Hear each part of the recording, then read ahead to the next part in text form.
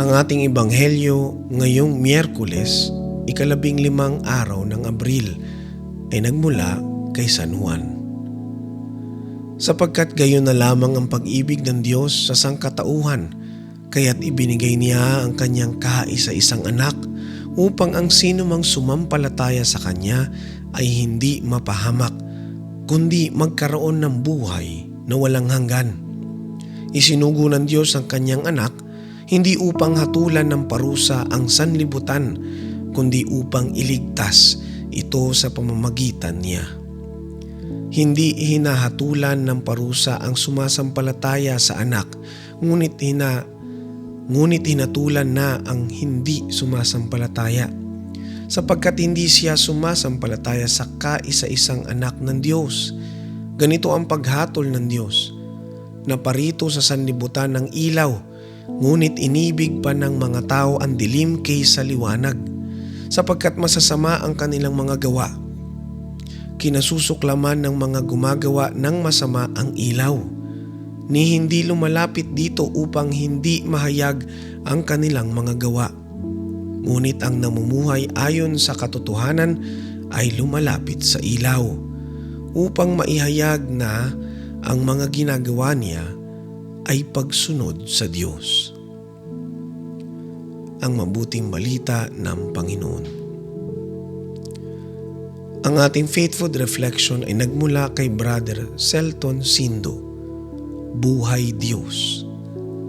Nakapaloob sa Ebanghelyo ngayon ang itinuturing na pinakapamilyar na talata sa buong Biblia, ang Juan chapter 3 verse 16. It is also known as the heart of the gospel. God so loved the world that He gave His. Kapansin-pansin nagpasya na kaagad ang Ama na isugo ang kanyang bugtong na anak sa kabila ng kawalang katiyakan na susuklian rin ng tao ang pagmamahal, ang dakilang pagmamahal ng ating Panginoong Hesukristo. Only begotten. Isipin na lang natin ang lalim ng kanyang pagmamahal ayon sa kasulatan. Kung ang sarili niyang anak ay hindi niya ipinagkait, sa halip ay ibinigay para sa ating lahat, hindi kaya niya ibibigay sa atin ang lahat ng bagay?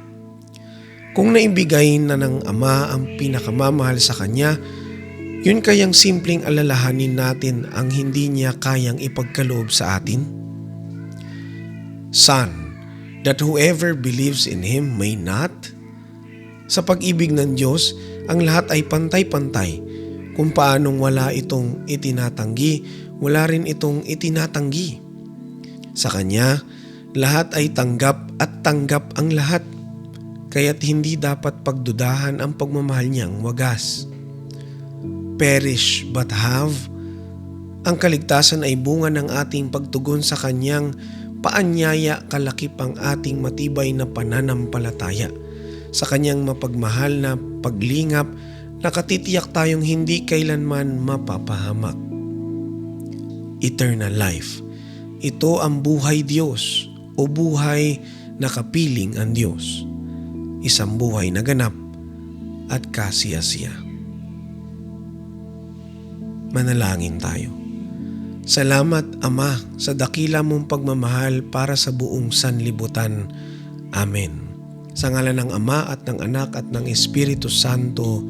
Amen.